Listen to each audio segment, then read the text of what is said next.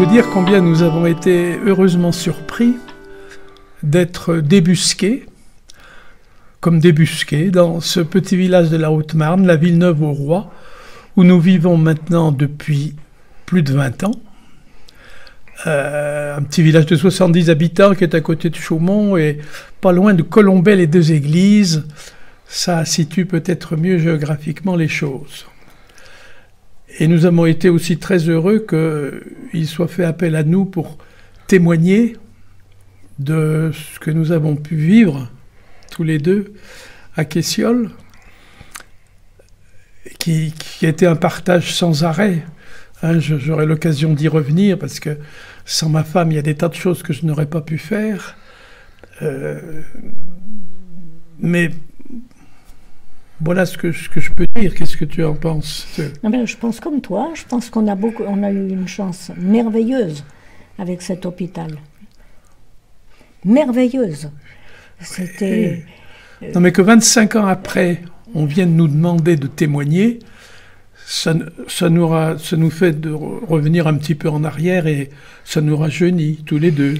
Oui, mais il faut quand même dire que c'était pas... Pour nous, c'était pas un travail, c'était notre vie.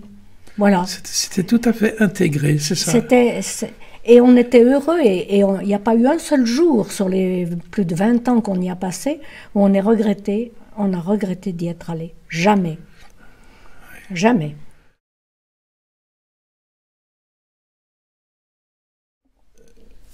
Jacqueline est née en 1934 et moi en 1936.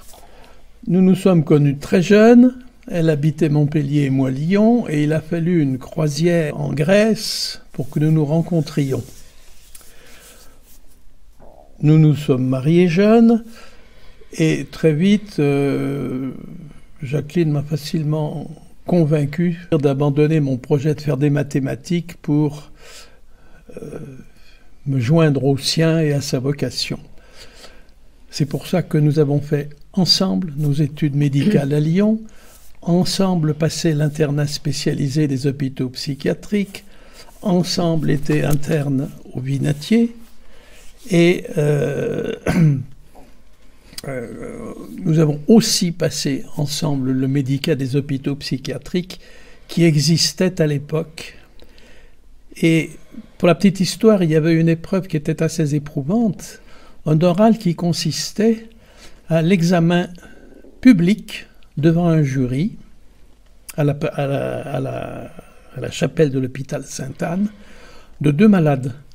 L'un avec 20 minutes d'examen, 20 minutes de réflexion, un quart d'heure d'exposé. Le second, 20 minutes d'examen, 1 heure de rédaction pour répondre aux questions posées sous forme d'expertise par le jury.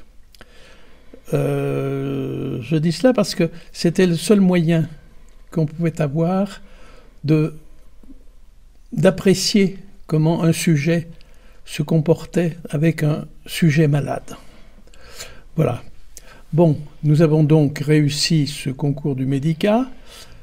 Nous avons appris tout de suite, presque, qu'il y avait 2 postes libres à l'hôpital de Quessioles. Ma femme a donc intégré Quessioles en mai 1963. Moi, 16 mois plus tard, après mon service militaire. Nous y sommes restés jusqu'en mai 1996, à la suite de quoi nous nous sommes retirés à partir de 2000 en Haute-Marne, comme je l'ai déjà indiqué, plus proche de notre 3e fils. Je veux rajouter que ce fils a été baptisé à Quessioles en 1964, dans les mêmes lieux où ma femme avait fait sa première communion privée. On disait même en plaisantant que la vraie chapelle de Quessioles, que les sœurs ont construite, a été la dernière construite, et que le bon Dieu a donc été logé après les malades, et logé aussi bien que les malades, parce que les capacités hôtelières de l'établissement étaient sensationnelles. Je suis arrivée à Quessols en septembre 1941. Mon père y avait été en février parce que les Allemands allaient occuper la ville de Lyon et c'était dangereux pour nous. Donc mon père est parti le 1er, ma mère un mois après et mon frère et moi en septembre. Voilà, nous sommes arrivés dans ce pays qu'on ne connaissait pas du tout.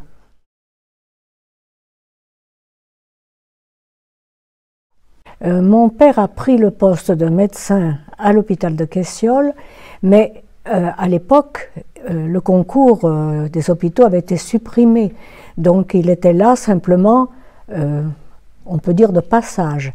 Il présentera le concours en 1944 et 1945, pas avant. Donc là, après, il a été médecin-chef à l'hôpital de Quessols. Et ma mère faisait fonction d'assistante. À l'époque, l'hôpital de Rodez fermait. Donc les sœurs avaient ouvert en premier tous les services femmes. Pendant ce temps, pendant les années qui ont succédé, on a continué à bâtir pour faire le service homme, mais qui a été ouvert bien plus tard. Et quand je suis arrivée, il y avait uniquement des religieuses comme soignants.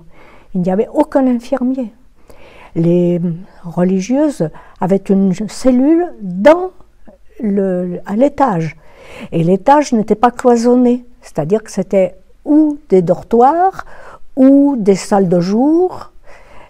C'était de façon à pouvoir surveiller facilement. Il y avait des services de malades plus difficiles, le rez-de-chaussée de Jeanne d'Arc par exemple. Il y avait aussi, qui faisait l'émerveillement de tout le monde, deux choses. La salle de bain, qui était absolument inouïe, avec une 60aine de baignoires, séparées par un rideau. Et puis la cuisine, où pour la première fois, on voyait d'immenses gamelles électrifiées, qui se baissaient quand on appuyait sur un bouton, qui se relevaient dans l'autre sens, bon, etc. Et ça faisait l'admiration de tout le monde, et il y a des gens qui venaient uniquement pour visiter les cuisines. Moi, donc je suis arrivée, j'avais pas 7 ans, j'ai fait ma communion privée dans la chapelle de l'hôpital, qui n'était pas la vraie chapelle, qui n'était pas encore finie de construire, et qui était un réfectoire qu'on avait aménagé avec un autel pour que le prêtre puisse dire la messe. Donc j'ai fait ma communion privée là. Alors, le reste du temps, eh bien, il y avait les enfants de la concierge, il y avait les enfants du chauffeur, et de temps en temps, nous allions dans les galeries et on faisait du patin à roulettes, au milieu des malades et de quelques sœurs qui les surveillaient. C'était génial. Oui, alors c'est de là, c'est de toute cette période de mon adolescence que j'ai tiré d'où est venue ma vocation de médecin, et en particulier de psychiatre.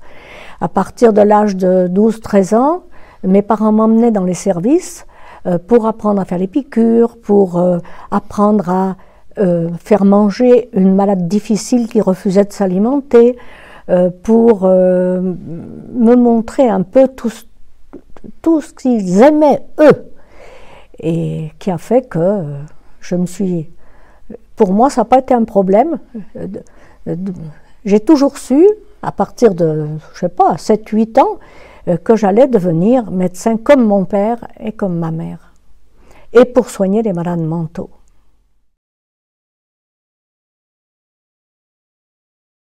Je veux dire combien je suis reconnaissant à l'association hospitalière Sainte-Marie de son accueil du départ jusqu'au fait qu'elle nous a toujours soutenus dans toutes les difficultés de service. Et pour moi, elle m'a autorisé à des absences régulières toutes les semaines à Paris pour faire une formation psychanalytique. Les sœurs étaient très ouvertes à ce genre de choses, peut-être parce qu'elles avaient déjà connu Pierre Martin 20 ans auparavant, mais enfin, j'ai pu là passer pendant 15 ans, je montais toutes les semaines à Paris, Et je ne perdais pas mon temps entre les séances, puisque j'assistais au séminaire de Jacques Lacan. Et puis j'ai travaillé avec Dolto Marette. Et après avoir assisté à ces consultations d'enfants, elle m'a confié des enfants à suivre, ce qui fait que tous mes mardis matins, j'étais à l'hôpital Trousseau pour m'occuper d'enfants. Même si par la suite la pédopsychiatrie s'est séparée de la psychiatrie, nous avons quand même continué de nous occuper d'enfants, dans les maisons d'enfants aussi, et puis au dispensaire, c'était pas interdit de recevoir des mineurs. Voilà. Et les sœurs, et d'ailleurs, sous l'impulsion de Mère Ernesta, qui était la supérieure de l'époque, nous avons organisé des sessions pour toutes les religieuses des 5 hôpitaux, toutes, quand je dis toutes, pour les religieuses des 5 hôpitaux qui pouvaient venir à Quessoles pour suivre des conférences, 3-4 fois par an, de philosophie et de psychanalyse, disons. On faisait ça avec le père Courtès, professeur de philosophie à la faculté de Toulouse. Puis les infirmiers, ça a été la même chose. On les a incités à lire. On a créé une bibliothèque où chaque infirmier venait demander conseil pour acheter un livre qu'il achetait de ses deniers, pour ensuite constituer la bibliothèque de ce qu'on appelait l'école. C'était l'école des diplômés cette fois, c'était plus le... Voilà. Notre travail à nous, c'était précisément d'écouter.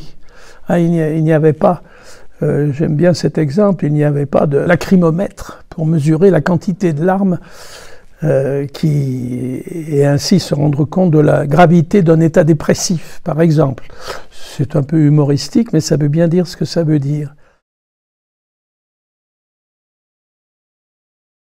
Dans la conception de l'organisation d'un service, nous avions des idées communes, parce que, et un petit peu aussi par notre formation psychologique, psychanalytique, petit à petit, les sœurs nous ayant autorisés à nous absenter pour aller à Paris suivre une formation analytique. Par la force des choses, il n'y a qu'un seul, il y a que moi qui ai pu en profiter parce que c'était impossible d'y aller à deux. Et là, je dois ceci à ma femme, que si elle n'avait pas été là, je n'aurais pas pu poursuivre un cursus comme celui que j'ai suivi. Alors, l'organisation du service, c'est que quand on est arrivé, qu'on était seul pour 300 malades, il est évident qu'il n'était pas question de dire qu'on soignait, que c'était le médecin qui soignait, et nous avons toujours pensé que c'était le personnel soignant. Personnel soignant, et là on était tout à fait d'accord, hein. Personnel soignant, toujours présent, toujours là.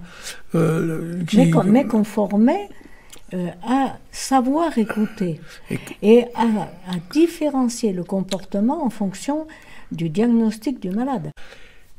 Et donc on a vite compris que c'était eux qui avaient en charge les malades dans tous les moments de la vie. Depuis la propreté à la fois du malade et de la chambre, le repas, est-ce qu'il faut insister pour qu'il mange ou pas, le choix de l'émission de télévision qu'on allait regarder le soir, le malade agressif, enfin, etc. Et on n'était pas présents. Ils étaient seuls avec le malade, et donc on a compris qu'on ne pouvait travailler que en relation les uns avec les autres, chacun ayant besoin des autres. Sans eux, je ne pouvais rien faire, et sans moi, ils ne pouvaient pas faire grand-chose non plus. C'était une réciproque. Il y avait des religieuses qui étaient chefs de service, et puis il y avait des infirmiers laïcs pour s'occuper des malades. Mais il fallait que ces infirmiers soient encadrés pour préparer le concours d'infirmiers des hôpitaux psychiatriques qui existait à l'époque et qui était une excellente chose. Donc il fallait faire des cours d'anatomie, physiologie, etc. aux infirmiers. Mais Jacques et moi, nous avons toujours pensé qu'il fallait aussi donner aux infirmiers une autre culture que purement psychiatrique. Donc Jacques avait ouvert une bibliothèque tenue par les infirmiers. Il conseillait des livres à lire, il en choisissait un, plus précisément, sur lequel il donnait son avis, il discutait avec les infirmiers. Ça se passait une fois par semaine, le soir, après le travail des infirmiers. Et moi, dans la même semaine, j'avais aussi un soir où je faisais ce que je voulais. J'ai fait pendant longtemps un cours sur la Grèce, la mythologie, etc. Et puis après, j'ai fait des cours sur certains livres du docteur Dolto, etc. Ces cours n'étaient pas payants. Si on ramassait un peu d'argent, c'était pour acheter des livres, pour faire une bibliothèque pour les infirmiers. Voilà. Et c'était vraiment formidable. Et il y avait quelquefois 90 personnes le soir. Cette formation personnelle des infirmiers était pour nous quelque chose d'essentiel. Et nos infirmiers, finalement, aimaient beaucoup ça.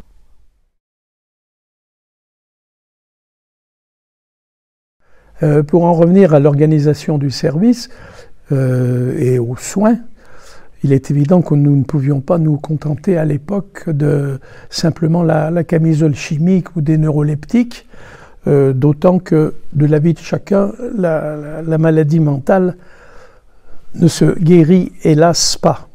On peut en atténuer les effets pour le patient et puis lui redonner le goût de vivre et une certaine dignité, si je puis dire, parce que c'était aussi considéré un petit peu comme une tare, la maladie mentale. C'est pour ça qu'on a tellement voulu médicaliser la psychiatrie en faisant une spécialité comme les autres, alors que ça n'a rien à voir. Alors dans le service, en plus des soins de tous les jours, des médicaments, nous avons axé aussi beaucoup notre action sur le développement de l'ergothérapie, où les malades se retrouvaient dans ce qu'ils faisaient, et ils allaient même tous les samedis au marché de Rodez pour présenter leurs œuvres avec un ou deux infirmiers.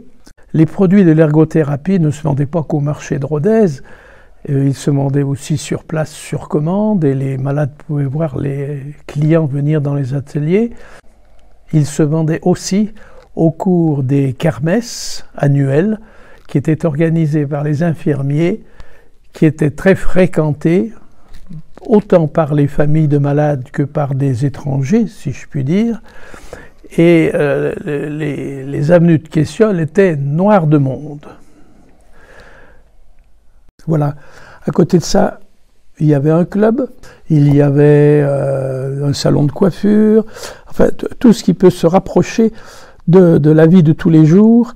Et nous essayons en cela de suivre Toscaïès, qui était à Saint-Alban, notre prédécesseur à Saint-Alban, qui a inventé, si je puis dire, le terme de psychothérapie institutionnelle, c'est-à-dire comme si c'était l'institution elle-même qui pouvait devenir thérapeutique. Et je pense que l'institution, ce sont les hommes, et puis voilà. On a ouvert les ateliers de couture. Là, les malades travaillaient pour se faire des robes, pour se faire des tabliers, pour se faire... Et on pouvait en vendre. Moi-même, j'ai acheté pas mal de vêtements que les malades m'avaient fait. Et puis, j'avais ouvert, moi, un atelier de coiffure. Alors, bien sûr, les permanentes étaient faites par les infirmières, mais il y avait d'autres soins qui étaient faits par les malades. Et puis elles étaient contentes d'être jolies, contentes d'être élégantes. Bon, alors à côté de ça, il y avait des ateliers tout à fait d'un ordre différent. Par exemple, la fabrication de paniers, la vannerie, la reliure, la menuiserie, la peinture, bref, beaucoup de choses. Il y avait aussi la ferme, hein. Il ne faut pas l'oublier, parce que là, il y avait des malades qui allaient travailler dans les champs appartenant à l'hôpital, où on plantait des choses consommées par l'hôpital. Il y avait aussi des bêtes par exemple des vaches pour fournir le lait. Ben, il fallait bien qu'elles mangent. Donc il y avait des prés, on ramassait le foin, enfin c'était vraiment un retour à une vie normale. Alors il faut quand même se rappeler que quand je suis arrivée, j'avais choisi, puisque c'était comme ça à l'époque, après le médicat, le côté homme.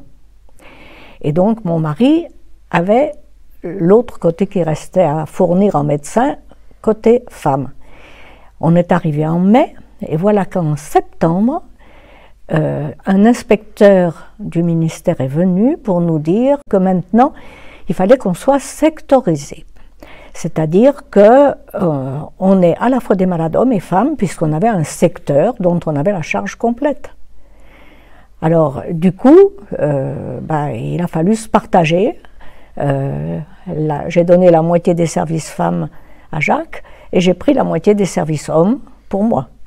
J'ai hérité du secteur de Decazeville, mon mari avait le secteur de Villefranche et puis les autres médecins qui étaient là, qui étaient venus, avaient le secteur de Sévrac-le-Château et le secteur de Millau.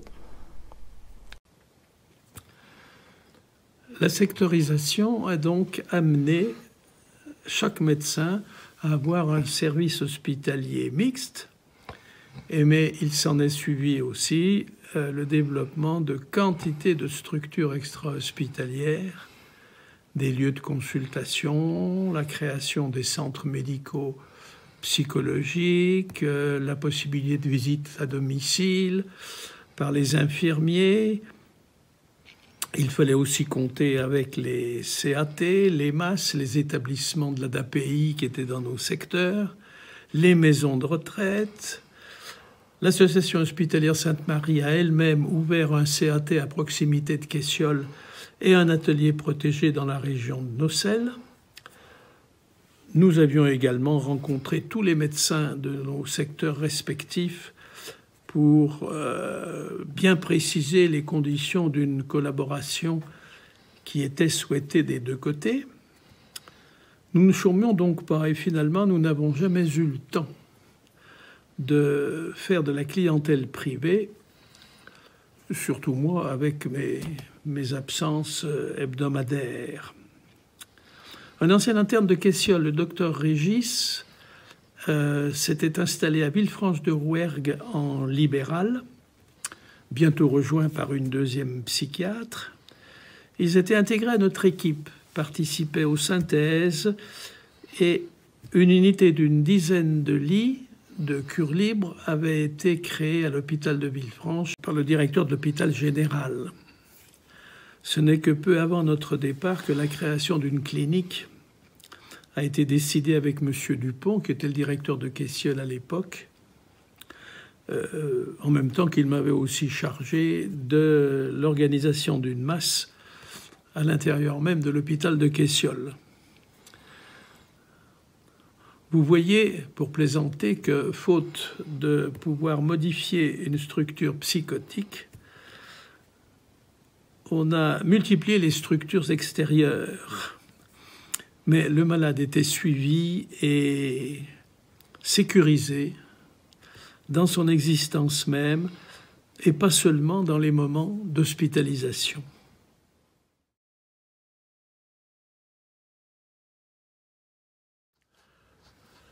Enfin, nous tenons à témoigner encore de notre reconnaissance à l'Association hospitalière Sainte-Marie pour nous avoir permis de vivre une carrière professionnelle que nous jugeons, avec le recul et à considérer l'état actuel des choses, que nous considérons comme exceptionnelle. Mais à consulter le site de Quessoles sur Internet et à voir tout ce qui continue de s'y réaliser, nous constatons avec bonheur que l'association poursuit l'œuvre entreprise par les Sœurs de Sainte-Marie, qui ne sont maintenant plus qu'une vingtaine, toutes repliées au Puy-en-Velay, dans leur hôpital ou dans leur maison de retraite. Nous gardons des contacts avec elles Mon ancienne surveillante générale, par exemple, la sœur Madeleine, a 97 ans. Encore 10 ans pour battre la sœur Marie-Foi, qui est décédée à 107 ans. Et pour finir, je reviendrai encore sur cette œuvre des sœurs qui s'est toujours vouée aux soins et à l'assistance, j'insiste sur ce mot, aux plus démunis, à ceux qui ont la défaveur d'avoir des troubles de l'esprit, quels qu'ils soient. Quitte à être lourd, j'insiste encore, le malade est une personne, il n'est pas un symptôme. Un chirurgien peut demander qu'on lui amène l'utérus, mais nous ne pourrons jamais dire « je veux voir le schizo », le persécuté, l'halluciné ou le maniaque. Mais monsieur ou madame un tel.